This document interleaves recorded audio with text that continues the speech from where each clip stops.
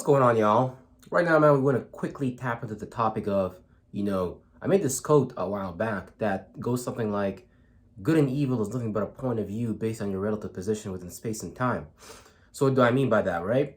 Well, we were all born in a geographical location that is programmed via a set of principles, let's say like religion, culture, and the type of government that's in there, right? So good and evil is always going to be built into us, but we always have our own version of those things, right? Because you always experience things from your own mind, other people experience things from their own mind.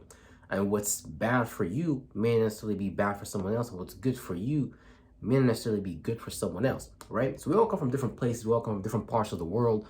And thankfully, now that we are in the information age and things like that, we're able to interact to much more larger degrees, allowing us to exchange information at a higher rate, giving us the ability to understand each other and ourselves to a much more better degree from other perspectives, and just to gather more information and to experience life to the fullest. Because whenever you go and experience another culture or experience new food, just how that food was put together, just how that culture was put together, just how that marriage ceremony in that culture was put together, versus how this and no one is really better than the other, but it truly helps you expand your perspective in life and things like that. And it's very interesting because I noticed that the people in the East know more about the people in the West, but the people in the West don't know much of about the people in the East, and it's very interesting. And I really believe a lot of the times it's because of these electronic conveniences where you don't necessarily feel like you need to engage in learning and adapting about other people's faith backgrounds and beliefs and things like that, right? So it's very interesting that we all really believe that our point of view is truly good. And it's very interesting that some other people, like, think about it, the Muslims, they really believe that their point of view is good. The Christians, they really believe that their point of view is good. And both of them look at each other like they are bad. Hey, look, you guys are getting your information from this book. We're getting our information from this book. We have two different sources, but at the end of the day, both these sources go back to one source, which is Judaism and things like that. It's just took on a different shape and form. But as far as the information itself that's communicated is the same thing. So, the spectrum of the information all across the reality remains the same. So, the KKK, for example, they hate niggas.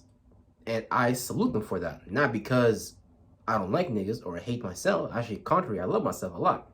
But because I understand that they truly believe that this is the way to protect their people, I still salute them. However, I must communicate with them as well that you are very small minded, because nor do you understand that the Black Panther Party, whom you hate, that those niggas as well, they're doing the same shit you're doing. They look at you like the white man is the enemy. Oh, we gotta do this and this to protect our people. We need to shoot at them. We need to rob them. We need to steal. So you have two people that's literally practicing the same damn energy signature. Fucking hate on the outside, but in the inside, hey, suppose maybe it's born out of love. But I really believe, like, I don't think it's born out of love, because they say, okay, yeah, we love our people and we want to fight, but a lot of the times, like I said, this is the thing. Good and evil is only but a point of view based on your relative position within space and time. And the group that you join just represents the energy spectrum that you spend time in the most. So let's say, so now you basically, as a KKK member, as a Black Panther member, you worship the energy signature of hate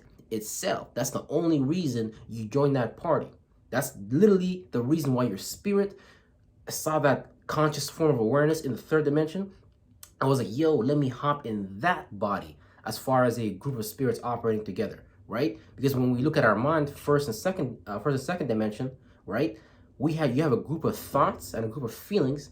So it's the same shit, literally on a multi-dimensional level. So the same way your thoughts and feelings work together and you're inside your temple of God is the same way physical thoughts and feelings in the third dimension, walking around in the shape or form of a man and woman, come together to work together just based on the relative positioning and what they think is right or wrong. So this is literally a pattern that you can spot across the whole world. Like, for example, the Muslims in Saudi Arabia or the Middle East, they believe that their form of order is superior to the form of order of Western democracy. And Western democracy believes that their form of order is far more superior than that of the Eastern man or whatever, the Eastern man and woman. But both of them is practicing the same energy signature, just in different fucking ways. Order, left brain, logic, being able to organize chaos, you know what I'm saying? Now they organize chaos in different ways in the East, you know, because I come from the East, so I saw a lot of things from there as well. You know, what's it called? Yeah, so the women over there, they practice a hardcore form of logic where it's like the women, hey, you can't show yourself, hey, you can't dress in a promiscuous way, because they're putting order to the feminine chaos over there. But the way they put order to feminine chaos in the West is different than the way that they do it in the East, right? So East and West, North and South. And whenever you examine any countries that's an opposite polarity of each other, right? Because we're understanding the laws of 180-degree opposites, right? So whenever something is opposite to each other, it's always going to appear like it's doing something different, but I really believe we're always doing the same thing at the end of the day. We just do it from different ways, and we believe that our way is the best way, and we believe that their way is the worst way. Now, you could examine it via results, right? Because at the end of the day, if me and you are both studying for a test, right? And we both get certain results. He got this and he got this. Now, it's not necessarily that there was a better studying method. It's that whatever methodology that you applied was able to synchronize with you in a much more larger degree, allowing you to retain larger, larger or recall more information and things like that. So it's not necessarily that the method itself is bad. It's about what you're accustomed to, what you're used to, what you've been conditioned to, because your spirit wouldn't incarnate in that specific location if you did not like those type of experiences, because you might be at the point where you're just tired of experiencing those same events again and again and again, and now you want to create something new. Now you want to create a new reality. Now you want to go into a new mentality. But for you to even do that, you have to destroy everything you've ever known from the perspective of you have to let go of what you currently have to get something new, right? So, and that's the thing. The world is very, very, very, very bad at letting go. We hold on to shit like it's the only thing in life. Like, we are scared of letting go to receive something new. You know, man, it's crazy because if we don't learn to let go of things that are holding us back from expanding our space, expanding our spirit, because what we have is here is mechanisms that keep our space contracted, that keep our space small. Because what's the government doing, right? Now, in the East and the West, last time I checked, the Muslims are followers. The Christians in the West, the followers of Western democracy, they are followers as well. They did not create the intellectual properties which by to organize, the feminine energies. Those are just things you are following based on a preconditioned example in your mind, so you believe that shit works the best. So you only believe, you don't truly know anything. So you believe in that, you believe in those things, but you don't truly know that, there is more out there into the world. This is why I always say that you are the finite. Islam is finite. It is like dust that will disappear from the earth eventually. Christianity, same shit. What you need to understand is that the people that run the world, they understand that nothing lasts forever. So they are willing and they are able to let go so they can play on round 2.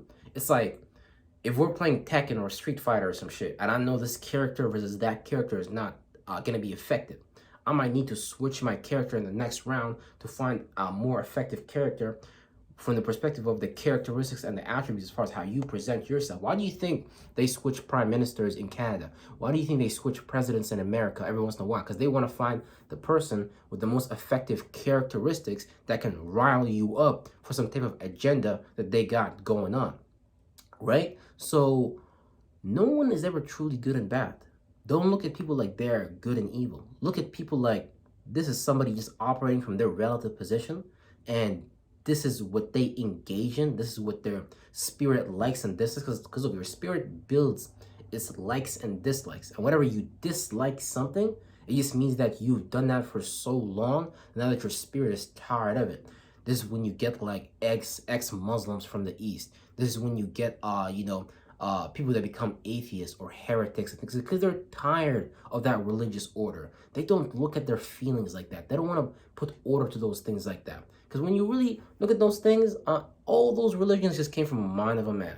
All those forms of governmental structure, life came from the mind of a man. All these things came from the mind of a man. And we are we are the mind of man. We are a spirit inside the mind of a man, inside the mind of God, looking at the infinite possibilities that is available to us and saying just wow. But we're not able to do that because we encapsulate ourselves in this finite form. And not just this finite form, within these goddamn finite religions. So in Japan, for example, when they talk about the rising sun, man, they're not talking about the people, they're not talking about the nation, they're talking about the mentality that the shoguns developed to even rule over the Japanese, to make them into such domesticated ass people. Because like Chinese, Japanese, they be low key some of the most robotic people. I'm not saying they don't have spirit, but it's like sometimes they can represent more of a left brain spectrum based on them representing the spring energy, which is just the birth energy, which is the masculine energy. So you could see how, because basically what happens is, it doesn't matter what religion you're in, Islam, Christianity, whatever. Someone is gonna practice some type of witchcraft on your mind, beat your mind up with an esoteric club, with a mental club, because when you see a lot of these paintings in church with angels like killing demons and saving demons, that's literally the shadow government talking about themselves. They're telling you subconsciously, yeah, we saved you from your own bullshit. Because all Christians, all Muslims, they secretly know they are fucking sinners. Not because they sin against God, the God of Abraham, which is just some limited ass God. It's really a retarded ass God, because it came from a mind of a man. It's not actually somewhere out there floating. Now, it's floating from the perspective of it being a group of spirits that was on earth. It's really the barbarian king, actually. That's the Abrahamic God, the barbarian king. That's who really is. Because they went around and they just raped a bunch of tribes. They went around and did a bunch of shit, like follow the sun rising from the east, and they follow the sun falling to the west, and then they ended up on the western continents, all the way at the west. And what did they do when they got to the west? Domesticated a bunch of Indians, native Indians over there, took the land. And I bet it's like, at the same time, the Indians wasn't doing anything with it, so it's like they just kind of, it was like, oh, here you go. Because like, if you have something and you don't value it, then where someone else comes from and they didn't have those things, they're gonna value it way more than you, and they're willing to do way more than you to take that shit from you. So yeah, a lot of these religions, man, just man-made. Everything we have right now, man-made. All this keyboard, well, it's not a keyboard, it's the pad, but this keyboard, man, these car keys, all this shit is man-made. This mouse, contraptions, mechanisms. The same way we make religions, governments, all these things is mechanisms, right? One is telling you to go to left. This is why left brain, hey, go to the left, man.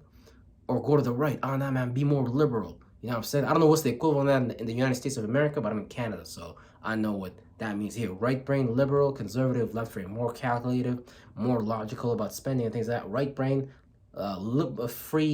freedom, help everybody, be more creatively free. Oh, money doesn't matter. We can print money, some shit like that. But Canada's really just the United States bitch at the end of the day. So yeah. Yeah, so good and evil is nothing but a point of view based on your relative position within space and time, and it would indeed help us all to look at people like they are just a spirit inside of a cell, and not to necessarily criticize them. Just it's kind of beautiful, really, because you're looking at an animal inside of a cage, and that animal is unable to break free from that cage. You can give that animal the key to the cage, and they don't even want to open the cage. You can open the cage and they will fear that you've opened the cage.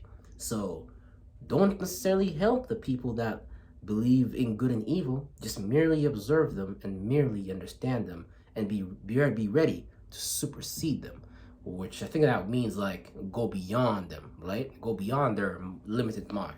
Become unlimited in the limited world. Real fucking shit.